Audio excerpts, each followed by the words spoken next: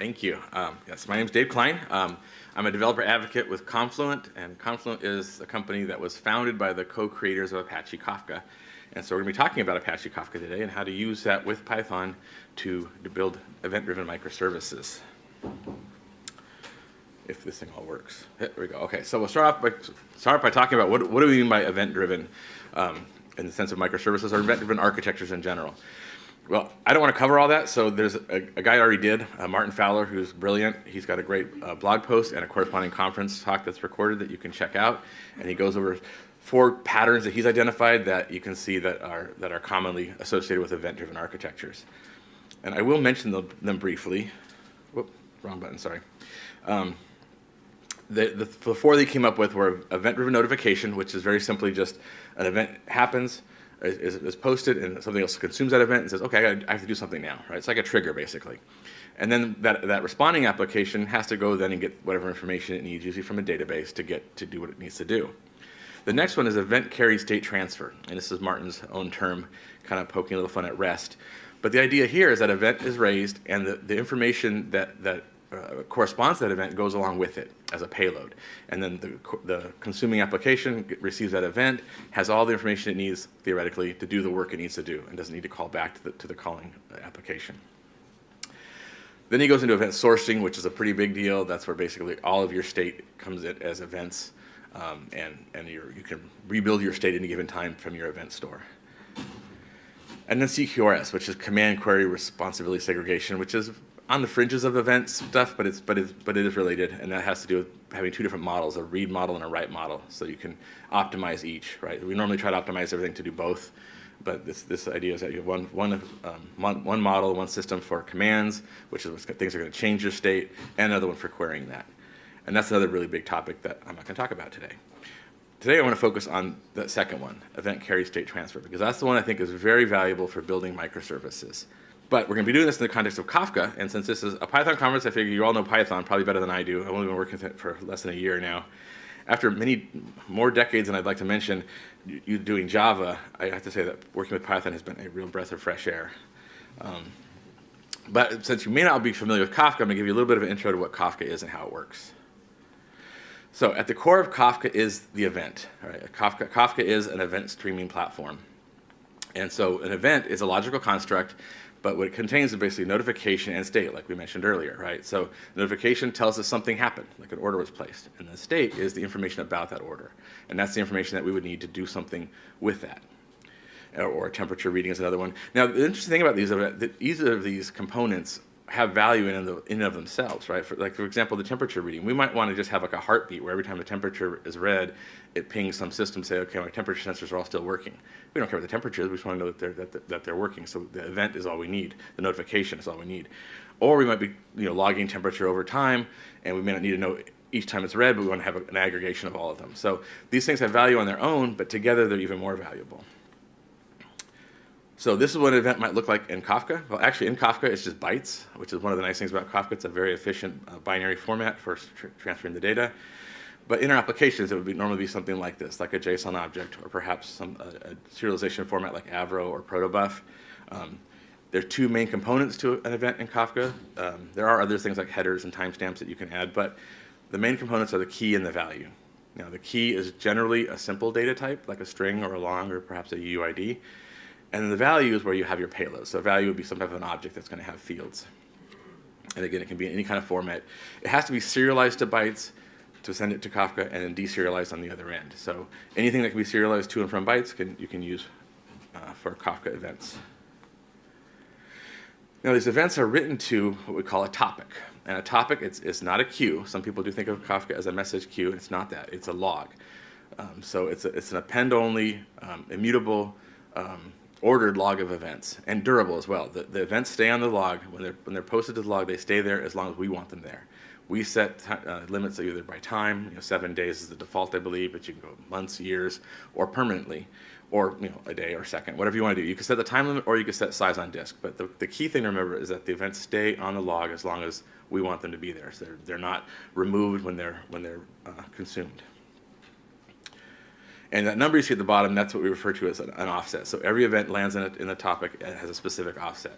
And that offset is associated with that event permanently, as long as that event's in the system. As it gets older, if you have thresholds set, it'll drop off after a while, but that number will not be reused. The number just keeps on growing.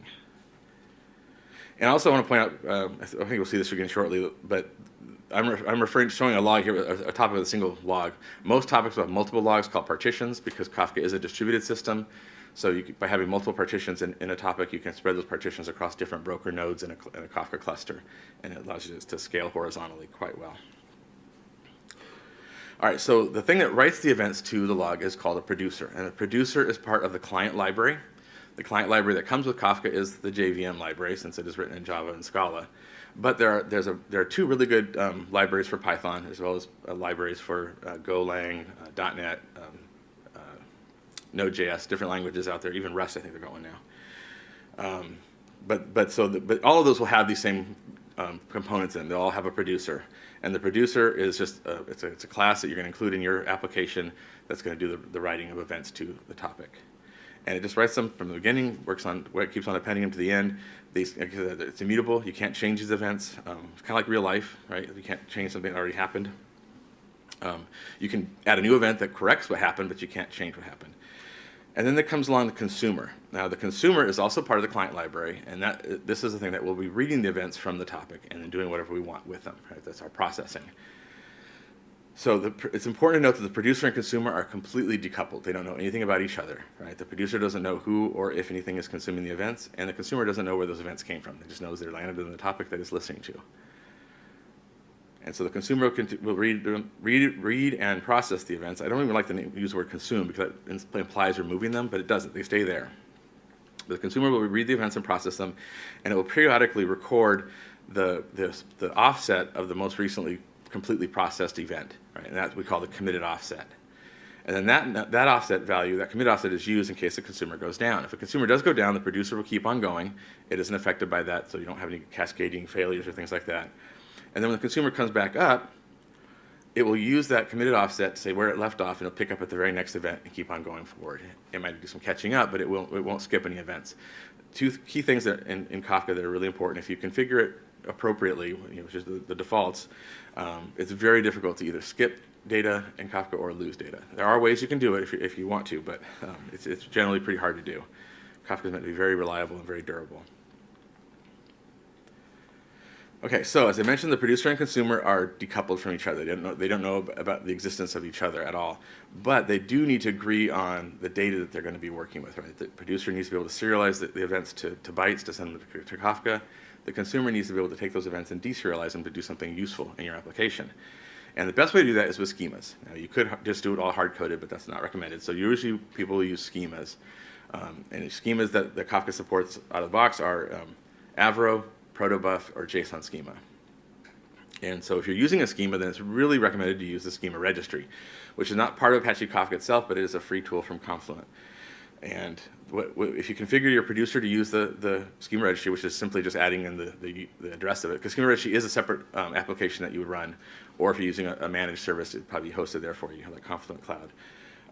So you just configure the URL of your schema registry and any security credentials you need, and then it'll automatically start using it. And what will happen then is that the producer will, before it sends an event with a certain schema, it will send that schema to the schema registry. The schema registry will store it and return an ID. The producer will stick that ID at the beginning of the event. So the first 5 bytes are used. The first byte's a byte that signals that there is an ID, and the next 4 bytes are the ID. So that ID will be attached to every event with that type of schema from then on until the schema changes. In which case, if the schema changes, the producer will send an update. Really? Already? Wow. Okay, I'm going to move a little quicker. And then the consumer will see the ID. It'll call the schema registry. Hey, I've got a schema. Give me the schema for this ID. It'll get it and it'll use it to deserialize it. Oh, I keep hitting that wrong button. All right, real quickly, I'm going to go on this as consumer groups. Consumer groups are a really cool tool in Kafka that allow you to have multiple instances of your client applications. And this again is for scale. So we can have 2 instances here right now. They have 4 partitions in our topic. And the partitions are the unit of scale in Kafka. So if you want to scale really big horizontally, you're going to have lots of partitions, which is fine to do. Some applications have thousands. This one has 4. So we have 2 going to each of the consumer instances. If we increase that to 4, they'll each get 1. The balancing of those is done automatically, and using the committed offsets, it makes sure that nothing is skipped or nothing is lost. And if we scale back, because things are slowed down, it rebalances again automatically for us. Okay, so moving on from that. Using a Kafka with Python, it said there's two libraries out there, 2 packages that you can use. The first one is Kafka Python. It's a community-supported library, and it includes the following main classes. There's other stuff in it too, but it's got the Kafka Producer, the Kafka Consumer, and the Kafka Admin Client, and you can find that there. The other one, and the one I'm going to be using in my demo, if I have time to show it to you, is Confluent Kafka Python. This is one it's free to use, but it's produced and supported by Confluent. It also has the producer classes, it's called Producer, and a consumer, it's called Consumer. But it also has an Avro Producer and Avro Consumer, and those allow you to use the Avro serialization format and work with the schema registry. And also has the admin client, and you can find that one there. All right, so now back to the events. Here's what we're talking about. Basically, we're talking about replacing standard request response HTTP-based communication between microservices, which is a very common way to work with microservices. It's the way I've done it for years. And it basically starts out with this. We have our client, which is using HTTP for obvious reasons. It makes sense there, right? You've got a web app or a mobile app or something like that. And it's calling our server. And then our server, in this case the blue service, makes a call to the green service. The green service makes a call to the red service. The red service makes a call to the pink service. Pink service calls the gray service. And then the red service also calls that yellow one for some reason. And this all does this work, and then it goes back to the client, right? So, and this works well, and I built lots of applications this way, and they usually start out great. Another variation of this might be that the blue service calls the green service, and it acts like an orchestrator and fans out to the other services. And that works too. Most of these systems will work, and there's a lot of them in use. There's a lot of tools out there to help us with that, things like Swagger or OpenAPI, stuff like that. But I've been in so many of these projects, and they end up looking more like this after a while, right? Usually before we're even in production. And it's because you have so much coupling. It makes it difficult to make changes to add a new feature. So it's like, well, I don't want to mess with this existing service to add this feature. You have to change everything else that's connected to it. So I'll add another service for it. And you start making sometimes some poor decisions, but you end up, like I said, it often ends up with a mess. And that most of that comes back to that strong coupling that this type of connection gives you. You also have an issue of cascading failures with request response. If we go back to that picture here, I have to go through all that again. If you go back to this picture here, if something happens in, say, that red service, then everything connected downstream from that will crash too, right? So you have a lot of cascading failures and things like that will happen with this type of structure. So we're going to propose using events for this instead. And it's not a silver bullet, but it does make it easier to keep our applications cleaner. So again, we start the same way, still using HTTP from our client to our initial server. But instead of making another HTTP call, this service is going to post an event to a topic. And that green service is going to consume from that blue topic and do its work and post an event to the green topic. The red service is going to consume from that topic, do its work, and post to another one, and on down the line.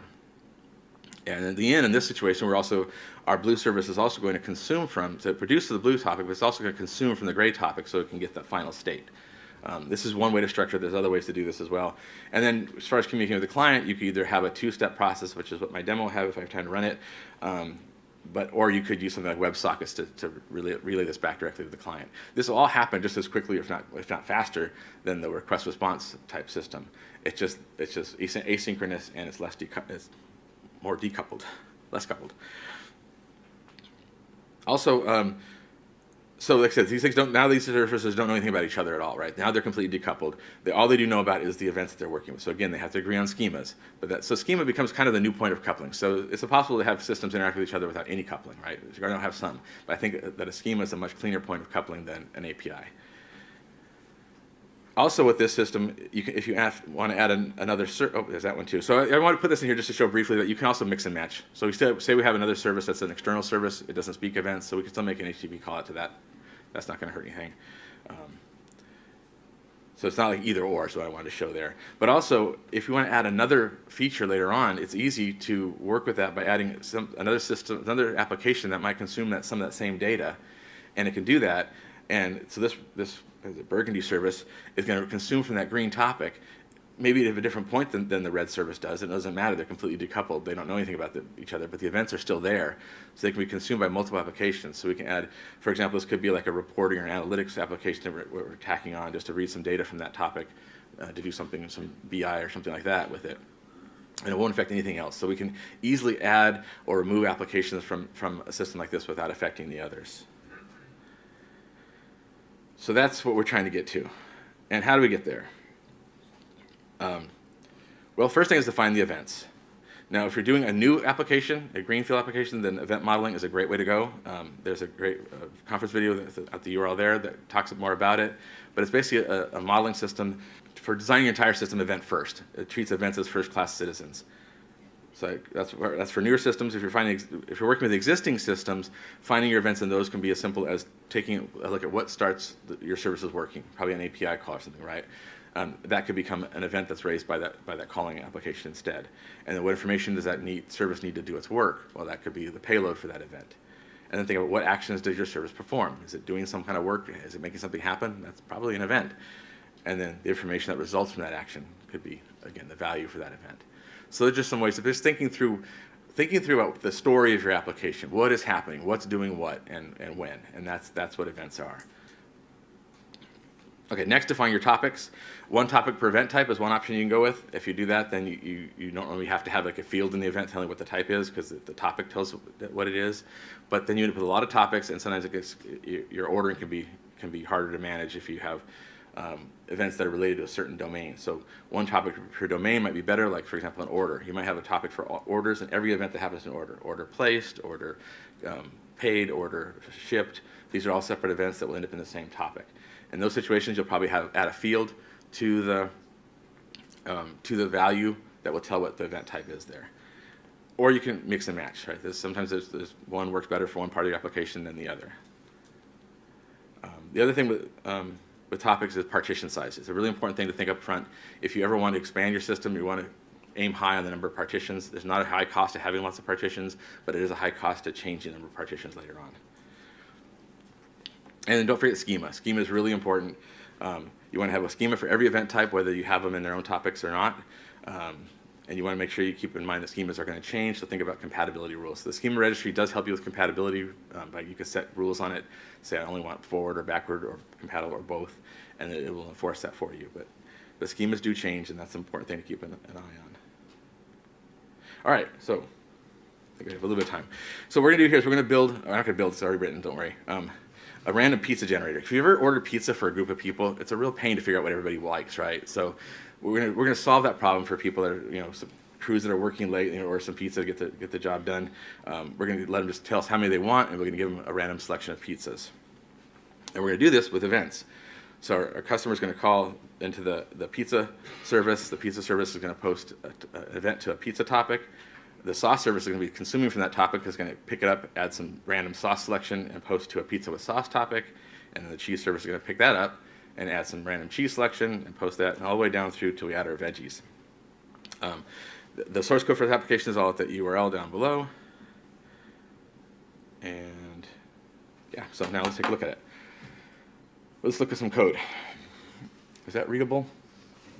Okay, great. It's not up here. Oh, I got my brightness down because I forgot my power adapter. Battery's doing fine, so I'm going to make it a little bit brighter for myself. Okay, so this is our first service, since it is talking to the client through HTTP, is a Flask application. So it's got the built-in HTTP server, and it's got it's one endpoint, but two methods. It handles a post method and a get method. The post method just takes in a number for the number of pizzas that our customer wants. And then the get method will take a UUID, which will be returned from that first method. And so it's be a two-step call, right? The one call, they'll order their pizzas, and then they'll make another call to get them. Like I said, this could be replaced with something using something like WebSockets to make it more seamless to the user. And then all the work is done in our pizza service over here. So this is just to show you how to use Python in a Flask application. We import the producer and consumer from the Confluent Kafka package. We also import this config parser. And this is for our properties that the consumer producer needs. So we're going to get that from the configuration. And then we're going to create a producer instance, giving it the config. This pizza warmer is just a dictionary. We're holding some data in it for the completed pizzas. I'm not going to go into the details of how the application works because there's not time, but so then we have the endpoint that calls it order pizzas. So we give it the count, and we're going to order we're going to set create the pizza order, which holds all that data. Give it the count. We're going to start, and we're going to loop through, and for each of those, we're going to create a pizza. And for each pizza, we're going to post it to a pizza topic. So to post an event to a topic with a Python producer is just the produce method. So the pizza producer.produce, give it the topic name, right? It's like basically like the address, and then here's the value. So the key and the value. Those two are the event, and this is the topic it's going to. And that's what we call flush to make sure it gets written. And then we're going to return that order ID, which is just a random UID that's been generated. Now, the order ID is going to be the same for all the pizzas that are ordered. So it's for the whole order. And on the get, we're going to grab that order ID from the pizza warmer, which has our pizza order, and we're going to return that as JSON. One thing I want to point out here too is that our consumer is started up down here. So in the consumer, we again create the consumer with the config. So this is really easy to work with these classes from Kafka. It's just the consumer and the producer. You just construct them and use them. The only extra step in the consumer is that we have to subscribe to a topic. So a producer can produce to any topic because you give it to it in the produce method. The consumer has to be subscribed to a topic, and it will only work with that topic. Or it can be more than one topic, though, because it takes a list. We're giving a list of one here. So then it's just going to pull that, and it's going to keep on checking for any new events. And whenever it finds one, it's going to do our logic here and add it to the pizza order. So that's just the rest of the business type logic I'm not going to go into here, but that's how to produce and consume from the Kafka application. And then just to show the next application here is this the sauce service. I'm only going to show this one because the others are all identical in what they do. Basically, this one is just a plain Python application. It isn't a Flask application because it doesn't have any HTTP. Normally, in a request response based thing, would probably these all be Flask or Django applications. They'd all be making HTTP calls across the network. Lots of chatty stuff with lots of JSON flowing through the pipes. These are just simple Python applications. They're each going to have a consumer and a producer in them. So the consumer is going to subscribe to the pizza topic, and whenever it gets one, it's going to do its work. It's going to add its magic sauce. Okay, I'm running out of time. And then it's going to produce to the pizza with sauce topic, right? So that's how that exchange happens. And the same thing will happen all the way down to the final one. And then as we saw over here, our pizza service, the first service, consumes from the pizza with veggies, which is the final one. So that'll get the completed pizza. And then we're just going to run this real quick and see if it all works. I think I have the other ones already running. So I hope I do. We'll find out. Okay, so we can order 5 pizzas. There we go. So we got our UID back. We take that, and then we can. Nope, not that one. Yeah, we'll do that one, but we'll back up over these guys. All I'm going to do is just post that UID into this GET request here. I'm piping it to JQ, which, if you're not familiar with that, is an excellent little command line tool for working with JSON. And there's our delicious pizzas all ready to go. And I got 1 minute left. So with that 1 minute, I want to show you one last thing, because like I said, it's really easy to add extra services. So what we did down to the end here is I added a cheese reporter. And this application is a separate application we added later on while our other system is existing and running already. Didn't interfere with it in any way. And that's going to allow us to do is to check what's the most popular cheeses that we have. And we have that running on a different port, 50/50, so we're going to run that. And then we see a list of our, and if we were to run some more or order some more pizzas, and then we run our report again, we see the updated values of our most popular cheese selections. Our cheese producer, our cheese supplier wanted that information. But the point I want to show you there is that you can add these extra applications on, consuming from the same data, but not affecting them in any way. And I think that's, last thing I had was just some resources there to leave you with. There's some video courses on developer.confluent.io, which goes into a lot more of this stuff in way more depth because I didn't have that much time. Kafka 101 is great if you really want to learn Kafka better. And then there's also these other applications. There's actually 12 different courses out there now, so check those out. And there's some Python Kafka resources. And then an excellent book of designing event-driven systems, which talks more about event-driven architectures and using Kafka in those types of applications. It's a free book. You can get that link there, but it's an excellent book too. And that's all I had. Thank you so much.